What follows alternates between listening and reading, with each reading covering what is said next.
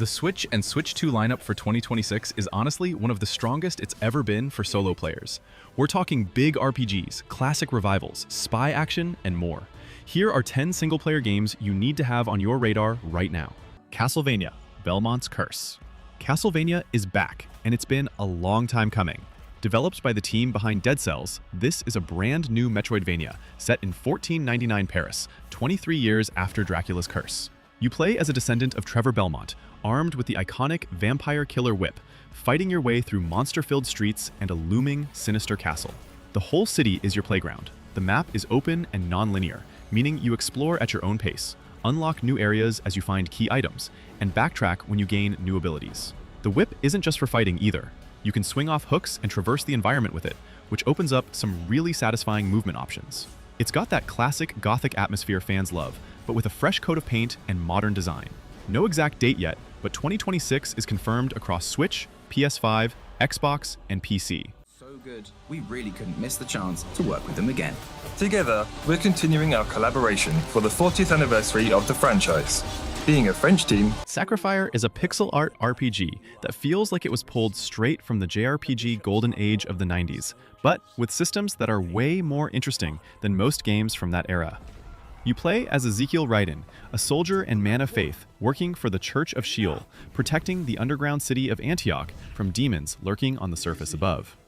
Sounds straightforward at first, but things get way deeper and stranger as the story unfolds. In battle, the game blends real-time and turn-based combat together. You can chain attacks, target specific body parts on enemies, and switch between different combat styles called virtues, each one changing how you play and what weapons you favor.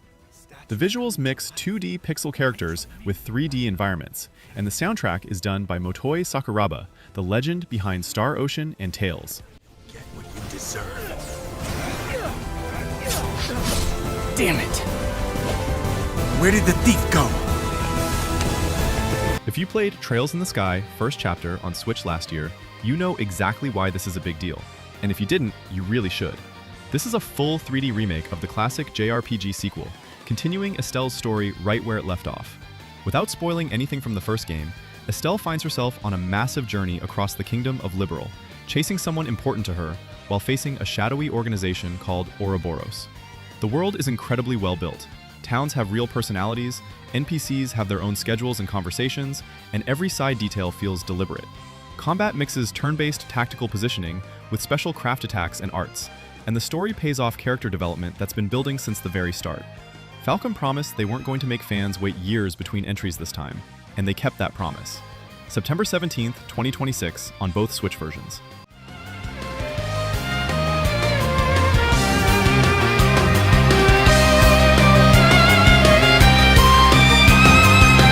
.007 First Light. IO Interactive, the studio behind the Hitman series, took on James Bond, and the result looks exactly like what you'd hope. This isn't Daniel Craig or any version of Bond you've seen in films. It's an origin story. A young, scrappy Royal Navy recruit gets pulled into MI6's training program and has to earn the right to be called 007. You'll meet familiar names like M, Q, and Moneypenny, but this is a fresh take on all of them. The gameplay pulls directly from IO's DNA.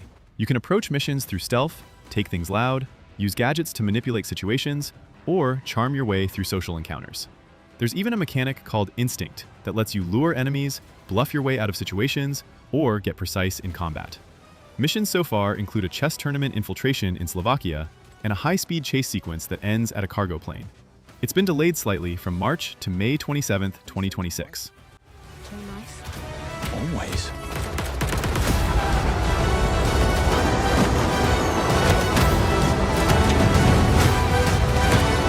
This is the first time Oblivion has ever come to a Nintendo platform, and it's arriving fully loaded. Bethesda confirmed the remaster is coming to Switch 2 in 2026, and it includes the base game plus both major expansions, Shivering Isles and Knights of the Nine. The original Oblivion came out in 2006, and this version has been completely rebuilt in Unreal Engine 5, with upgraded visuals, reworked UI, improved hit detection, and a ton of quality of life upgrades. But the heart of the game is the same. You're dropped into the massive open world of Cyrodiil and told to do basically whatever you want.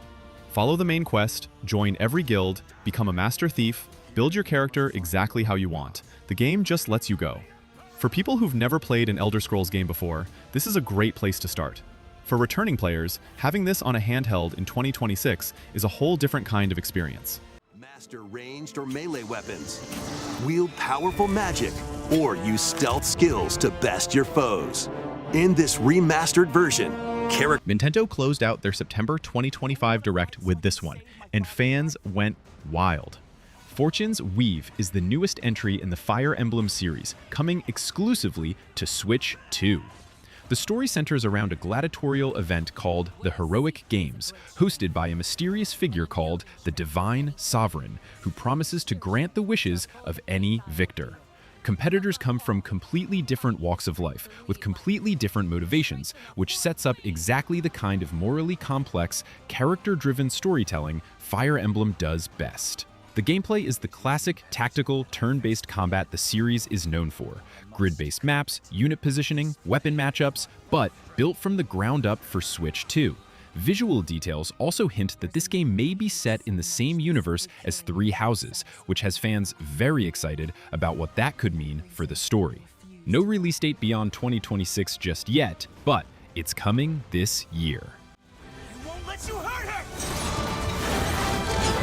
And now warm blood is served in a crude cup. You think I'd let you deny me my feelings? DecaPolice has had one of the longer journeys to release.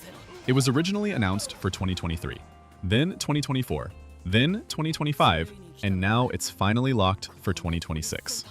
But based on what Level 5 has been showing, it looks like the wait might genuinely be worth it. You play as Harvard Marks, a rookie detective assigned to a special investigation unit in a big, open-world city overrun with crime. The hook is a piece of tech called DecaSim, a virtual reality simulator that creates an exact digital copy of the real world.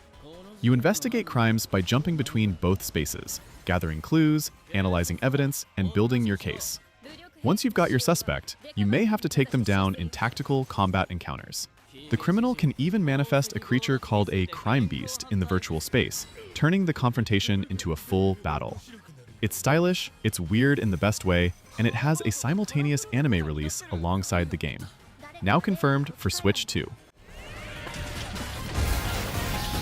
警察のシステムに潜入しプログラムを書き換えた。それって完全に犯罪だぞ。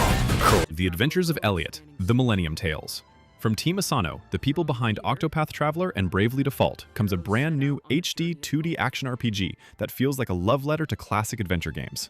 You play as Elliot, an adventurer who discovers a mysterious artifact called the Doorway of Time outside a kingdom protected by a magic barrier.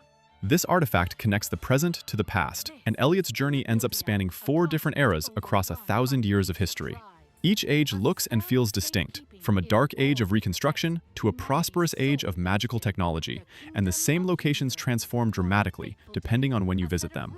Combat is real-time, with your sword, bow, bombs, and 7 weapon types you can find and upgrade with Magicite. Your fairy companion Faye fights alongside you and brings strategic support abilities into the mix.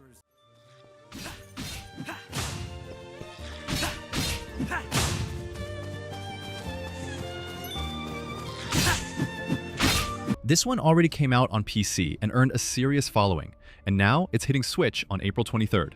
Dragon is Dead is a 2D dark fantasy hack-and-slash roguelite where you play as an immortal successor, a warrior empowered by the gods, whose goal is to cut through corrupted lands and take down Gurnian, a massive dark dragon ruling over a broken world.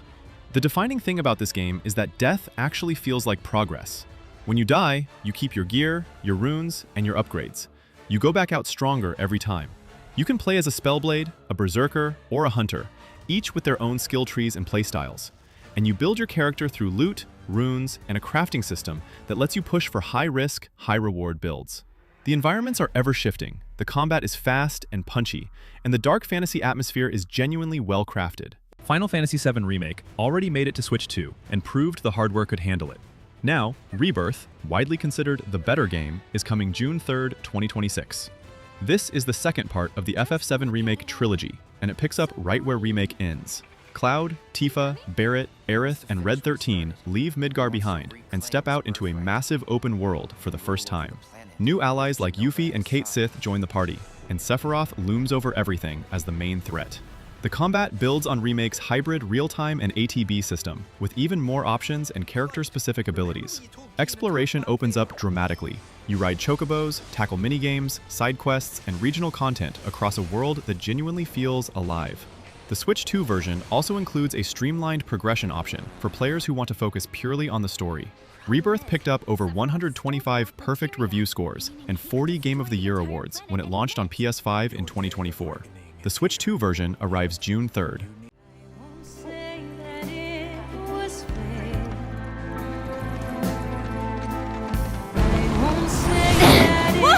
That's the list. 2026 is stacked for solo players on Switch and Switch 2. And honestly, it's hard to pick just one to start with. Drop a comment with which one you're most hyped for, and subscribe if you want more coverage as these games get closer to launch.